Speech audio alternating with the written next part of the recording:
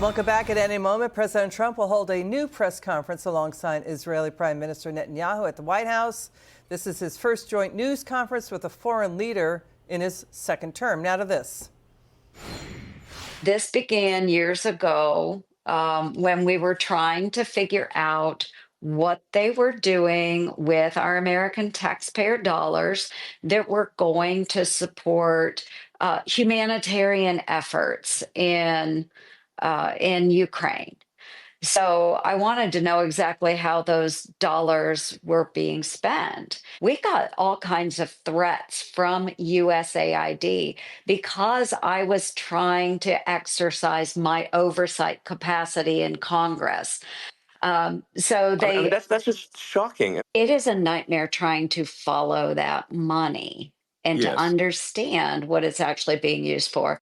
Okay, that's the chair of the DOJ caucus in the Senate, Senator Joni Ernst, talking to Elon Musk about abuse of taxpayers at USAID, and that upwards of 50% of USAID's money went toward overhead for rent and salaries and junkets and entertainment expenses. But they threatened her. She's got a constitutional right to do oversight. Joining us now from House Financial Services, Congressman Dan Meuser. Congressman, here's what we found. Show the list of what's going on at USAID. Congressman, they wasted $20 million to recreate Sesame Street in Iraq. $9 million meant for Syria went to al-Qaeda terrorists. And aid money meant for Ukraine went to trips for models and designers to Paris and London Fashion Week, also to New York City. So this is what Joni Ernst is trying to stop. What do you think? Well, I'll tell you what, you just hit the tip of the iceberg on that list, Liz. The waste that has come out of USAID, the unbelievable level of taxpayer dollars that goes into USAID.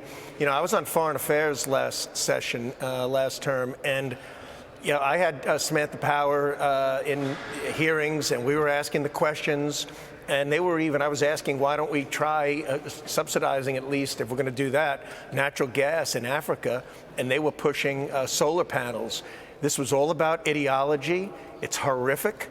And this is exactly why DOJ members were not allowed in, and why we elected President Trump, we're scrutinizing these things far better and being allowed to. There was no transparency. There was no openness.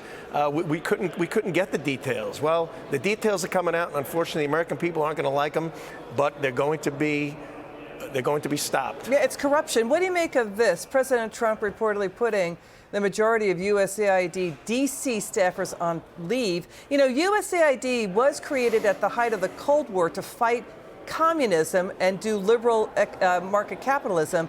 But Senator Ernst said that they threatened her staff when she started to look into their corruption. That's her constitutional oversight duty. I mean, the media and Democrats are trying to claim that USAID is going to starve women and children. No, it's about stopping corruption and stopping left-wing activist groups and consultants and ideologies and getting the money to women and children. Liz, there's so much corruption. Every department that I look into, every agency, there's situations like this. Rubio is now in charge of USAID. They did the right thing in closing it down. We have to correct it. That's what we were elected to do. It'll happen, and we're all seeing President Trump's doing it sooner rather than later. Congressman Meuser, we're going to stay on this story. The evening edit's going to follow any corruption that you uncover. Thanks for joining us. It's good to have you on. Liz. Okay.